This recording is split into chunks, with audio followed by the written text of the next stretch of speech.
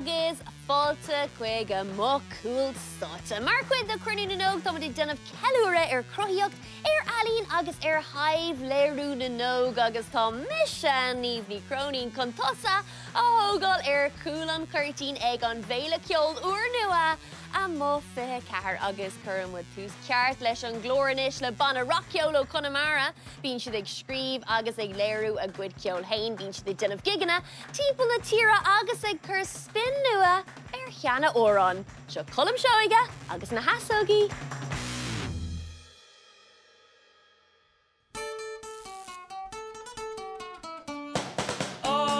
God in me is God in me must store. Ní le grála mamma mí sí pegin letter more. Ida so a pegin agus chas war an nard. Cool it off with bolon agus betha will she on. Oh God in me is God in me must store. Ní le grála mamma mí sí pegin letter more. God bleed tagum tagum sí pegin van the star. Hey valley yo see not that it base from top. God in me is God in me must store. Ní le grála mamma mí sí pegin letter more. Archal scale sheer a kick good can on the bot more. Just scale up at the senior a gum go yell up la watch your. Oh God in me is God in me must store. Ní le grála mamma mí sí pegin letter more.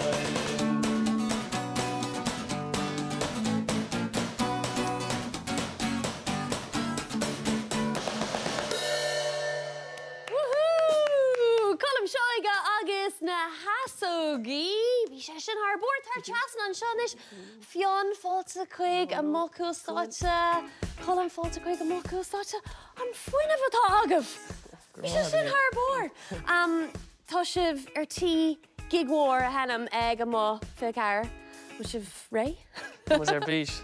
Tá rima ar an inis, bhí mas a breanú an sin níos túisce agus tá go leor daoine óga hart agus tá ceap a gúise de súla mór le tá gan ceolbrí mhuir a chluiste. Tá siad ar fad réile don ag dasa don chuid eile don lá. Tá mai cinnta freisin go mé go leor daoine óga ag féach an dearbh rá.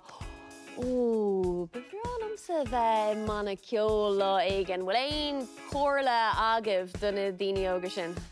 Timna. Déine? Síach. Aim si cúpla cara, chur le céile iad, agus tá banna ceol agus. Conas gur tháinig si le céile. Agus caiimiid ar freisin go bhfuil den bháin eile, Dara, tá sí sa bhana. Conas gur tháinig an trúr agah le céile. Sí him piste, diapa? Bhí ma héanaine an tafa ar órán ma héin agus bhí cúpla ceoltar a testal weim mar níor man an na thuirda sí le go chasa ma héin. Níl go leor lábha agus sí agus bhí seanram a caite sa siomram agus ag me go finna agus bhí dearann sin ar fád agus... Agus an istá Colm Seoighe agus na hEasógaí agan. Agus tá mé anna hóga leis an stíl atá agah an cidal chuann sibh spin nua ar seanna órán. An cinné sin an rud a bhí ná dúrthaidíh? Well, tógi mise leis an dá stíl leis an seanos agus leis an rock. So nar a tháinig an dá ruid sin le chéile romsa le mo chud ceol. Níor tada cinál eisteach faoi cinál daibris ag an nádarach. Mar tá go leor an na hóráin inús pegin letir mód dearmid atá bríomhar agus tá rock mar seanra bríomhar freisin. So aibríonn se agus teangann se le daoine freisin rudí tá arolalas lecha ba chluisteáil ar bhealach nó. Tá na focail den golóir na hóran sin arolalas ag golóir daoine hena féin. Termlas faoi deir sin ag shows. Bhín gachtainna conará is tóga. Well, Colm Seoighe agus na hEasógaí Colm agus Fionn, gur míle mágah cúpla nóméid a chur leataí vaniu le Laureate béis sibh ag seanam go luath go náir go gailibh leis an set agus ní amháin go mé Colm Seoighe agus na hEasógaí ag seanam ag an Amuigh24 tá neart eile ar siúl comá cosúil sin rudí seo.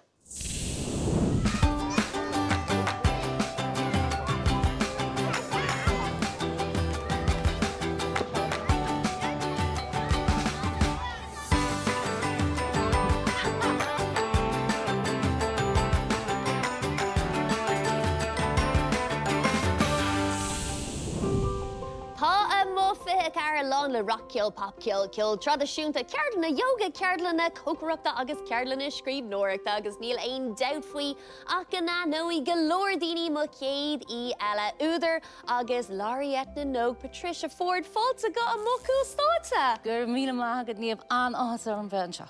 Anis Patricia, so le leiríonn muid faoi rudidir be eile Céir é Laureate na nóg in ein Abertún. Yikes, ein Abertún. Well, it's honor a thugan an chóirle aíonna go scríonún ar maisiúir amháin chuile trí bliana. Onúir atá ann atá tilta agad hain Patricia dar nóí agus fáin gach Laureate na nóg an bán álinn seo mín seo irtanéisnú tá dú duna sipadúirta. Baia seo má. Thug dún smuoine go manis.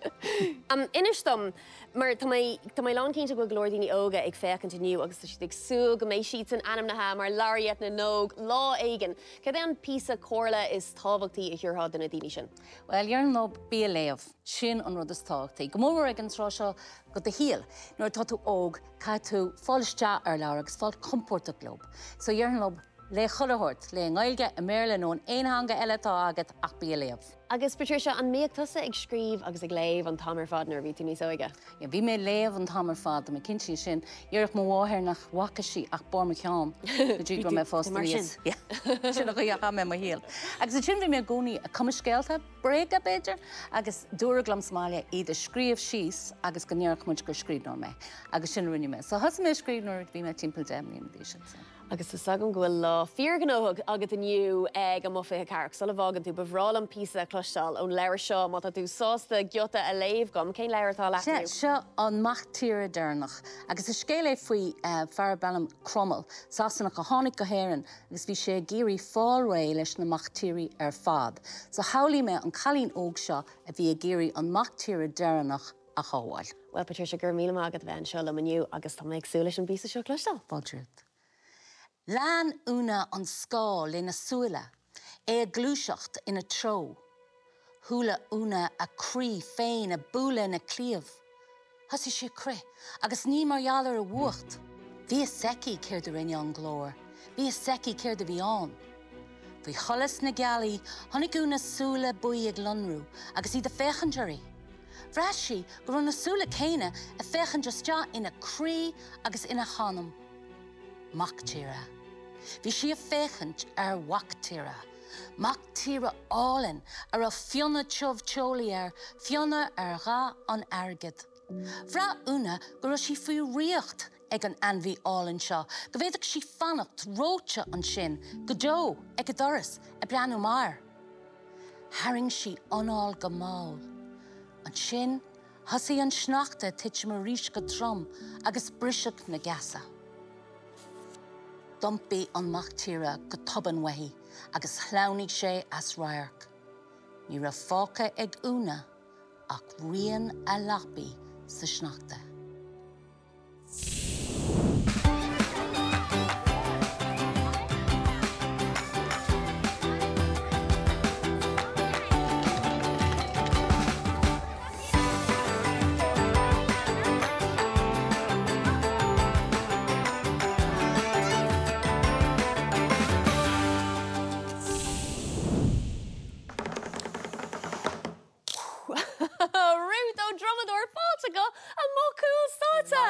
Ruth, tá mar chuid don cólacléirán ismó in éireann a churann rangan na dromadúirta ar fáil bhí tú dena ceir na tíomh mó chuna sa dair le cé bhí ann, cé bhéh duine bhí ann, round green and kind of. Well, bhí an grí canála kind of ach bhí slua ionach ann, bhí mé antóga leis na páistí an talan atá ag an na mara tá sé riú do chreite. So bhí ceartan na going, bhí th fithe dromí a going, agus gach duine ag seint le chéile písa cheol ar na dromí. An dromadúirt go generalta, tá sé go máú. Do Cruinniú agus do Cruinniú tá beagní ní sinna? Tá sé ionach tá na mílta bantáistí ag buint le dromadóireacht. Is rud spríú lé ar gédal síos ach tá sé anmhád do Cruinniú óga a grothíochta Herbert freisin tríd an ceol, bíon rangan na seachtainúil a going agus bíonn sé go má don cean, don corp, don anam, agus dearn den daoine fásta nach bíon aon stras acu agus iad ag seint na dromí. Well, Ruth, bíon mis a faoihrú. A gach eile lá, mar sin má tá sé go má don corp, don ceann, don anam, féad leat rud éigen a bhúna go a ceróil am a frálam. So, in jo bemwyd ag fólam buailí turthaí. Me muid géthe tarthaí? Ní bheith míad ag géthe turthaí, ach ag géisteacht canál leis na turthaí. Bemwyd ag úsáid úl, piora, sútalún agus smiradóha agus na siolaí ó na hanamnach. A bhhaine leis a hanamach. Sin é mar hampla úl ná ceann amháin. Úl. Piora ná gá ceann. Piora.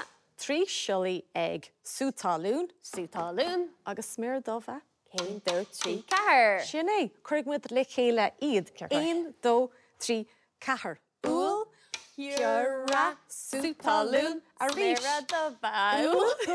Piúra, sútáilún, sméradómha. Tak. Bhfuil that's do rihim héin a chrothú. Bhrálam, ag tosú Beiidir le piúra, Piúra, sméradómha, sméardómha, sútáilún, ionach. agus má críoch níon muid le úl. Úl, anha. Céird faoi ex ar an úl. Is mála man fuam sin. Ar nó go mé I mana rockheol ar Sin aigen. é, ionach. Rock and roll. Nis, piúra, Sméradómha, sméardómha, sútáilún, sútáilún agus úl. OK, 1, 2, 3, 4. Piúra, sméradómha, sútáilún, A úl. rís. Piúra, sméradómha, sútáilún, úl. Piúra, sméradómha, sútáilún, úl. Níos tapúla, piúra, sméradómha, sútáilún, úl. Maithú is dromador thuanis agus cumador. Dá, tá mai mar cuidan crú dromadóireachta atá agan is rút ó dromador gur míle mágad agus sin deire le cuid a hain aga gan coppla nóméid inis buúlí mé le DJ ahad the Laureate Junior Eurovision agus seans gnéine mé iireach job a oil sa circus fan lom.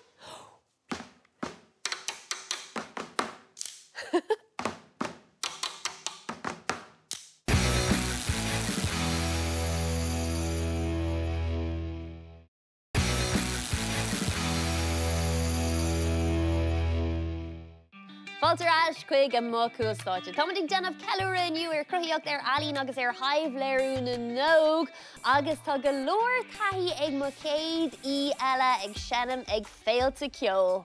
DJ Ferdelicious, fáilte chuig Amuigh Cúl Stáitse! Gur míle mágad tá mé Amuigh as an seans a bheith ar the show Amuigh Cúl Stáitse Amuigh as an seans ag béin seo le haid an wifi a cara go méid, agus dá gur míle mágad. Well, tá mé sé bís go tú ar an toladh agus gur an tám agat má chahabh linn aniu mar tá sagan go tú dul tíomh ag an coppla nóméid tá gigla déanamh agad níl uair Tá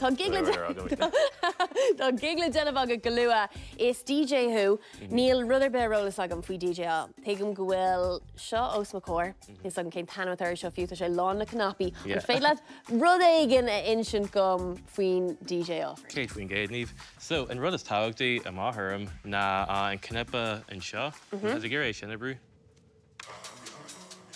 So, sin an ceol ar seo. sin é an cnipa chur an ceol ar siúil mar ar sníomh. Ach, go bhana sin an cnipa is táhachtaí. Ach mar ag an tú an seo, tá go leor cathair mór eile, ach níl muid sena dír or ar sin an dú. So, an rud tá mé sé géirí go ddíirí tosa ar, na ag an tú an roch beag seo. Ar bhaile just a láha chur agus just spian bag a hórstam. Wow. Agus an níis, Ferdy, nar bhíonn tú tíomh... Nar bhíonn tú tíomh má ar an órdán, conas go móhíonn sé sin? Maihíonn sé anhaid le bheith anric. Tin ceol san dá láha agus so is féidir leat má tátu géirí chu níos airde, tátu géirí sciopar Agus tain an slú a fián. Yeah. Agus is agam go slú mór tíomh má, tú súla bheith sena miniu. Tá ansúil orm. Tá sketchimíní orm agus cé mé bh anric, tá seo hanna bheith má céad uirigh sinne más cóir méid sin pastry. So, maihí an ggóil an brú orm and you know. Tá an brúirt. Tá an brúirt, no, bé tú go bra. Tá síos in ar bís agus tá sagan go méid tú tharbór. An féid leat, sulabágan tú, an féid leat rud éigen haspancom, rud éigen eile, nú an féid an tafa dhéanamh rud éigen, nó céir gur féid an deanamh. So, tása imid John tús rééis. So, bhí tú... Tá tása mar first é seo, agus thola mé ggóil in lína tá agam na bí croga agus bí croithe. Sinné, gur Cruinniú nóg. So, an smíú tá agam na, cad me seanimid an órán seo, agus is féidir leis an birteogín just bí croga, bí croithe. So, tá síl an ggóil na bolí ar nós agus, rudí ar nó sin? Well, Ein, dá, trí. Tá mé, ok. Nada faoi mo glór, cai mé mo glór a haimh suas nuair dhéigen. Sin an cúis go mé mo DJ, ní mé non canna. An tór an seo, seo ó an... Or an Ferdelicious, bé saoil canny ar nós, mu tá John gaeilge chur. Agus tá mé chun muidir rá, mar níl mé no. seo dhéanamh le Kate hain. Forde. Tá ceirig das le wet ferdia. Tá tú chun an tóir an a chur siúil, tá muid chun canna, rapal, rud éigen í leabhar tar an gceol. Cur mé na clús an seo. Yeah. Okay, so near tatu, right? What am I sure, eh? Hain, a da, tree, go. Oh, that's small, I'm sure. Hey, do, tree, be Kroga, be Kroya, be Kroga, be Kroya, be Kroga, be Kroya, be Kroga, be Kroya. DJ Niamh agus DJ for delicious. DJ Niamh agus DJ for delicious. Be Kroga, be Kroya, be Kroga, be Kroya. DJ for delicious. Gurmina Mogatain.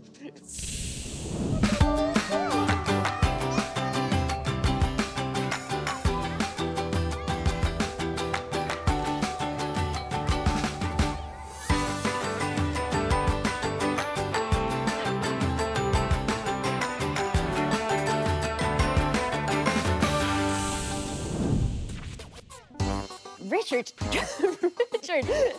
Laureate, Colm would Laureate in it faoi circus le Cruinniú. Richard agus sai fáilte go Amuigh Cúl Stáitse bíscois van seo, tá sagam go raibh sibh tras na nu amó ag amó fithe cethir. Céir eile dhéanann circus le Cruinniú? Well, bhí mar an seo an bhíon caite le circus le Cruinniú, agus bhí circus go thomláin as gaeilge an céad ceann sa tír. Bhí ceol tradiisiúnta, bhí daois tradiisiúnta, agus bhí gclár circus go thomláin trí gaeilge, so bhí sin ar siúil againn. Agus tháinig mé an circus sin, agus bhí sé tharbór, agus chuir sé mé ag smaoinemh gur bhrálam bheith mar chuid den circus. Seans go bhágaí mé mo job ag puinte aigean. Richard, má tá mé géirí mo job a ágáil agus dullas teach sa circus, ní má tá aon duna óga géirí dullas teach sa circus. Chunas gur féilm sin íanamh. Galway Community Circus agus Dublin Circus Project í Laureate.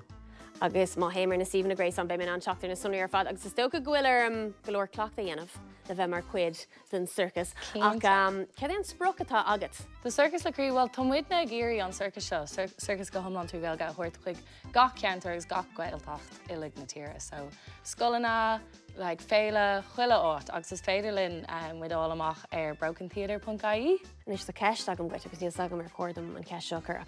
Céad é an plás is dacra atá rólas agat? A féidir am haspáint in But róla mé ach, mátá sé sábháilte é sin. Déana mé íra, déana mé íra. Ó, bhí cuairmach saibh. Tás an seo dhéanamh, Richard? Ó, díl mé ábhailte é dhéanamh. Ó, féachar sin saibh. Tá mé beagnaín imníoch faoi agus tá tú rais híos go sábháilte. Sin é. Saibh, bhí sé sin tharbór. Carmela. Níl mé contríla bhaanta sin. Inniu. Inniu. Nu ar Camerénos. Sa tauci. Sa tauci, amachchan seo. Well, ein rud eile go bhhéiteach sibh taspáintom atá pís a bilg Rud éigean eile, Rud yeah. éigean eile beidir cruimme sin. Siúgaí, an bata, Bata. agus an pláta. An pláta. Okay. Níl mé ag léim san air anyway rud. Níl. So, Bata. bata, cór an pláta, an bata. Éisca. Ok, agus Ne. cór sé suas san air.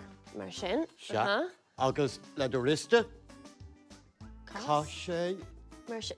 Tás ag dul what? níos tapúla, stad. Stad. Ó, fé a cadé sin. Céird. Céird. Nia. Ó, hín tak go hána bhá ar fad. Ó, féachar sin in it. An rá dá difriúil ar an bláta sin níos luúthe? Ní ra. Tá sé glas. Well, féach ar sin. An éis sin cead go bheith mar chuid de circus posta le go. Cruinniú. Seo ahrú le mo. There agus féach ar sin tá mé ré an éis don circus. Féile bus mór. Gurmíle agad saibh agus Richard agus Lani mis arm é dena clochtan seo agus fecin muid céir atá ag dul ráid. Tí mó ag go mó fé ceair. Whoa!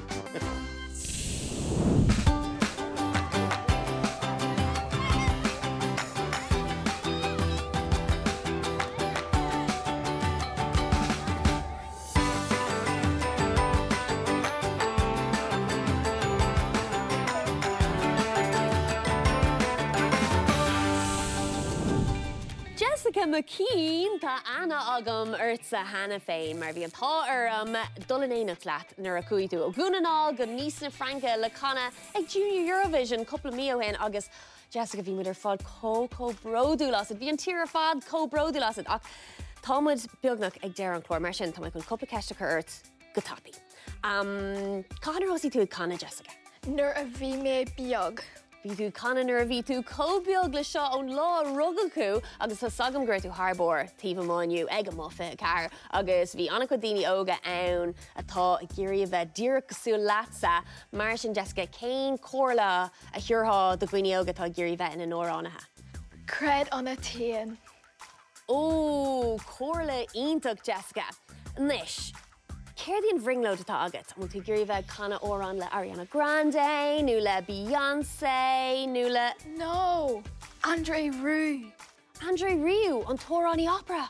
Ba bhrálam tos agus Andre Rieu a cloisteáil le canna le chéile tasúla gom go dúirlóid sin lá ag an Jessica. Anis bhí an irid an ceoltóirí ag an mufa cethir céhé an ceoltóir is fearr tá feici agad aniu. An trad rave. An trad rave! Dearan gró an sprí ann an ró. Jessica, cámid seachtain le chéile in níos nar bhí tú canna ag Junior Eurovision agus tá irid sin cuimhní iontacha agam ón teachtain sin a céad an cuimhna fearr atá agatsa. Nach háide. Rinnewood Bert anna cuid córda nua nach nearna. Agus an ceist dhearannach atá agam dit Jessica cén tóir an a bhééis á chana agad dúna nniu.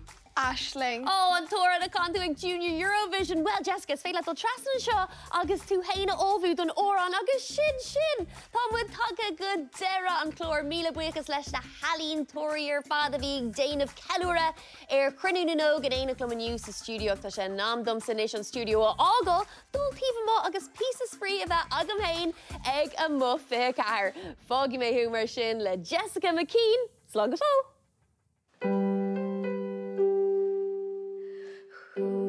Me, going nice